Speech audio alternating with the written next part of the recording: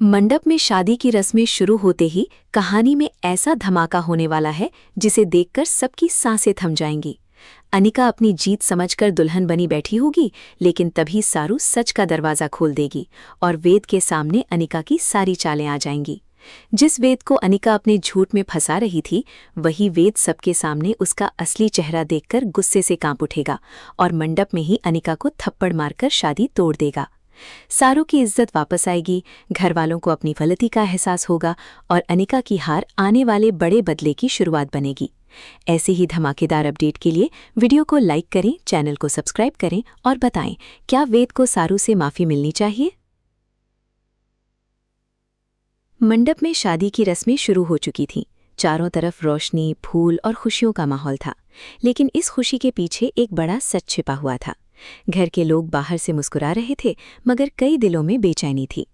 अनिका दुल्हन बनकर मंडप में बैठी थी और उसके चेहरे पर घमंड साफ दिख रहा था। उसे लग रहा था कि आज उसकी जीत पूरी होने वाली है। वो मन ही मन सोच रही थी कि अब वेद हमेशा के लिए उसका हो जाएगा और सारू सबके सामने हार जाएगी। लेकिन उसे ये पता नहीं था कि जिस सच को वो इतने दिनों से छिपा रही थी, वही सच आज उसके सामने खड़ा होने वाला है। वेद मंडप में बैठा जरूर था, लेकिन उसका मन शादी में नहीं था। उसकी आंखों में उलझन थी। उसे कुछ बातें बार बार परेशान कर रही थीं। अनिका की बातें, सारू के आंसू, घर वालों का दबाव और अपने दिल की आवाज़, सब कुछ उसके अंदर एक साथ चल रहा था। वो समझ नहीं पा रहा था कि वो जो करने जा रहा है वो सही है या गलत। पंडित जी मंत्र पढ़ रहे थे, लेकिन वेद का ध्यान कहीं और था। उसे ऐसा लग रहा था जैसे कोई अंदर से उसे रोक रहा हो और कह रहा हो कि ये रिश्ता सच पर नहीं, झूठ पर खड़ा है। इसी बीच अनिका बार बार वेद को देखती और हल्की मुस्कान देती। उसकी मुस्कान में प्यार कम और जीत का घमंड ज्यादा था। वो चाहती थी कि रस्में जल्दी पूरी हों और फिर कोई भी उसे वेद से अलग ना कर पाए। दूसरी तरफ सारू दूर खड़ी सब देख रही थी। उसकी आंखों में दर्द था, मगर उसके अंदर हिम्मत भी थी। उसने बहुत कुछ सहा था। उस पर इल्जाम लगे, उसे गलत समझा गया, उसकी सच्चाई पर शक किया गया, लेकिन आज वो चुप रहने वाली नहीं थी। उसे पता था कि अगर आज उसने आवाज नहीं उठाई तो वेद की पूरी जिंदगी एक धोखे में फंस जाएगी। जब पंडित जी ने वेद और अनिका को आगे की रस्म के लिए उठने को कहा, तो अनिका ने वेद का हाथ पकड़ने की कोशिश की, लेकिन तभी वेद ने अपना हाथ धीरे से पीछे खींच लिया। मंडप में बैठे सभी लोग चौंक गए। अनिका के चेहरे की मुस्कान एक पल में गायब हो गई।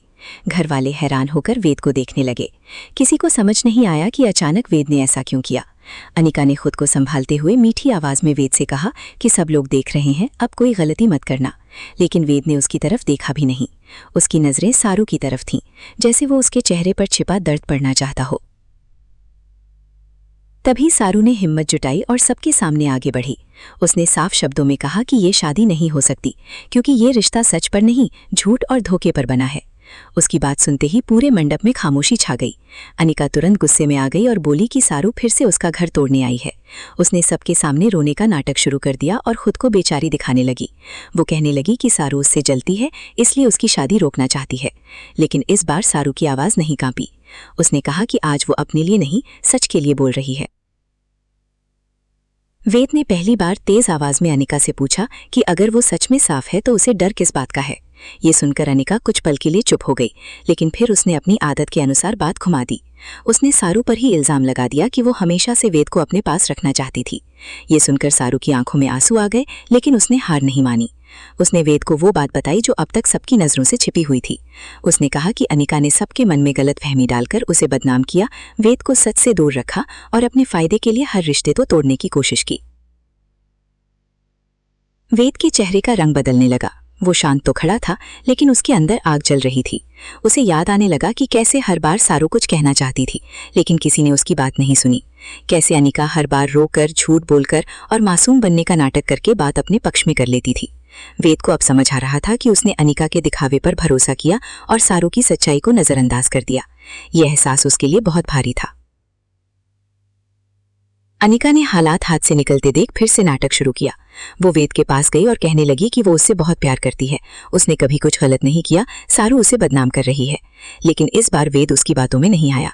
उसने अनिका से साफ पूछा कि क्या उसने सारू को गलत साबित करने के लिए झूठ बोला था, क्या उसने घर वालों के सामने नकली दुख दिखाकर सबको अपने पक्ष में किया था, क्या उसने वेद के भरोसे का फायदा उठाया था। अनिका हर सवाल पर झूठ बोलती रही और बार बार सारू को दोष देती रही। जब अनिका ने गुस्से में सारू को बुरा भला कहना शुरू किया और उसकी इज्जत पर सवाल उठाया, तब वेद का सब्र टूट गया। उसने अनिका को रोकते हुए कहा कि अब एक शब्द भी सारू के खिलाफ नहीं। लेकिन अनिका नहीं रुकी। वो बोली कि सारू जैसी लड़की कभी किसी की खुशी नहीं देख सकती। ये सुनते ही वेद का गुस्सा फट पड़ा। उसने सबके सामने अनिका को जोरदार थप्पड़ मार दिया। मंडप में बैठे सभी लोग अपनी जगह जम गए। किसी को यकीन नहीं हुआ कि वेद ने ऐसा कर दिया। अनिका का चेहरा सफेद पड़ गया। उसकी आंखों में डर और हाथ दोनों साफ दिख रहे थे। वेद की आंखों में गुस्सा था, लेकिन उससे भी ज्यादा दर्द था। उसने अनिका से कहा कि ये थप्पड़ सिर्फ उसके झूठ के लिए नहीं, बल्कि उस हर दर्द के लिए है जो उसने सारू को दिया। ये थप्पड़ उस भरोसे के लिए है जिसे उसने तोड़ा। ये थप्पड़ उस रिश्ते के लिए है जिसे उसने अपनी चालों से गंदा किया। वेद ने सबके सामने कह दिया कि आज मंडप में शादी नहीं होगी, बल्कि सच का फैसला होगा। जिस अनिका को सबने सही समझा, आज उसका असली चेहरा सबके सामने आएगा। सारू चुप खड़ी थी, लेकिन उसकी आंखों से बहते आंसू इस बात की गवाही दे रहे थे कि आज उसका दर्द पहली बार किसी ने समझा है। वेद के थप्पड़ के बाद मंडप का माहौल पूरी तरह बदल चुका था। अभी कुछ देर पहले जहां शादी की तैयारियां चल रही थी, वहीं अब हर तरफ चुप्पी और हैरानी थी। अनिका अपनी जगह खड़ी रह गई। उसे समझ नहीं आ रहा था कि वो क्या बोले और कैसे अपने झूठ को फिर से सच जैसा दिखाए। उसने कई बार अपने आंसुओं से लोगों को कमजोर किया था, लेकिन आज उसके आंसू किसी पर असर नहीं कर रहे थे। वेद के चेहरे पर अब कोई उलझन नहीं थी। अब उसकी आंखों में साफ फैसला था। वो अब अनिका के नाटक को पहचान चुका था। वेद ने सबके सामने कहा कि उसने बहुत बड़ी गलती की है। उसने कहा कि वो सच और झूठ में फर्क नहीं कर पाया। उसने उन बातों पर भरोसा किया जो अनिका ने उसे सुनाई, लेकिन उसने कभी ये जानने की कोशिश नहीं की कि सारू क्या सह रही है। वो बोला कि अनिका ने प्यार का नाम लेकर सिर्फ अपना मतलब निकाला। उसने घर वालों की भावनाओं से खेला, रिश्तों में जहर डाला और हर बार खुद को सही साबित करने के लिए किसी न किसी को गलत बना दिया। वेद की आवाज में दर्द था, क्योंकि उसे एहसास हो गया था कि जिस लड़की को वो सही समझ रहा था, वही उसकी जिंदगी को धोखे की तरफ धकेल रही थी। घर वाले भी अब एक दूसरे की तरफ देखने लगे। सबके मन में एक ही सवाल था कि क्या उन्होंने सच में सारू को बिना समझे गलत मान लिया था। सारू के चेहरे पर दुख था, लेकिन वो किसी से बदला लेने के लिए नहीं आई थी। वो सिर्फ चाहती थी कि सच सामने आ जाए और वेद गलत रिश्ते में बंधने से बच जाए। उसने धीरे से कहा कि उसने हमेशा सच का साथ दिया, लेकिन हर बार उसे ही गलत कहा गया। जब वो चुप रही तो लोगों ने उसे कमजोर समझा, और जब उसने सच बोला तो उसे जलन वाली कहा गया। आज वो सिर्फ इतना चाहती है कि कोई उसके दर्द को समझे। अनिका ने खुद को बचाने की आखिरी कोशिश की। वो रोते हुए वेद के पैरों के पास जाने लगी और कहने लगी कि उससे गलती हो गई, लेकिन उसने सब कुछ प्यार में किया। उसने कहा कि वो वेद को खोना नहीं चाहती थी, इसलिए उसने कुछ बातें छिपाई, लेकिन वेद ने उसे वहीं रोक दिया। उसने कहा कि प्यार किसी को पाने के लिए झूठ नहीं बोलता, प्यार किसी की इज्जत खराब नहीं करता, प्यार किसी बेगुनाह को सबके सामने गिराने की कोशिश नहीं करता। उसने कहा कि अगर अनिका को सच में प्यार होता तो वो उसका भरोसा तोड़ने के बजाय सच बोलने की हिम्मत करती। अनिका ने फिर सारू की तरफ उंगली उठानी चाही, लेकिन इस बार घर वालों ने भी उसे रोक दिया। अब किसी को उसकी बातों पर भरोसा नहीं था। जिन लोगों ने पहले सारू से सवाल किए थे, उनकी आंखों में पछतावा था। उन्हें एहसास हो रहा था कि उन्होंने बिना पूरी बात जाने सारू को दुख दिया। एक एक करके सबके चेहरे झुकने लगे। सारू ने किसी से कुछ नहीं मांगा, लेकिन उसकी खामोशी ही सबके लिए सबसे बड़ा जवाब थी। वो आज भी किसी को छोटा नहीं दिखाना चाहती थी। वो सिर्फ चाहती थी कि सच की जीत हो। वेद ने सारू की तरफ देखा और उसकी आंखों में पछतावा साफ दिख रहा था। उसने धीरे से कहा कि उसे माफ कर देना, क्योंकि उसने सबसे ज्यादा चोट उसी को पहुंचाई जिसे सबसे पहले समझना चाहिए था। सारू ने कुछ नहीं कहा। उसके आंसू उसके जवाब थे। वो दुखी थी, लेकिन उसके अंदर एक सुकून भी था कि आखिरकार सच सामने आ गया। वेद ने सबके सामने कहा कि आज से कोई भी सारू की सच्चाई पर सवाल नहीं उठाएगा। उसने कहा कि सारू ने जो सहा है, उसका दर्द कोई आसानी से नहीं समझ सकता, लेकिन अब वो अकेली नहीं रहेगी। फिर वेद ने अनिका की तरफ मुड़कर साफ कहा कि ये शादी यहीं खत्म होती है। उसने कहा कि जिस रिश्ते की शुरुआत झूठ से हो, उसका कोई भविष्य नहीं हो सकता। उसने अनिका से कहा कि वो मंडप से उठ जाए, क्योंकि अब इस घर में उसके झूठ की कोई जगह नहीं है। अनिका ये सुनकर टूट गई। उसकी सारी चालें, सारे नाटक और सारी उम्मीदें एक पल में खत्म हो गईं। वो चीखकर कहने लगी कि वेद ऐसा नहीं कर सकता, क्योंकि सबके सामने उसकी बेइज्जती हो जाएगी। वेद ने शांत होकर जवाब दिया कि बेइज्जती सच बोलने से नहीं, झूठ जीने से होती है।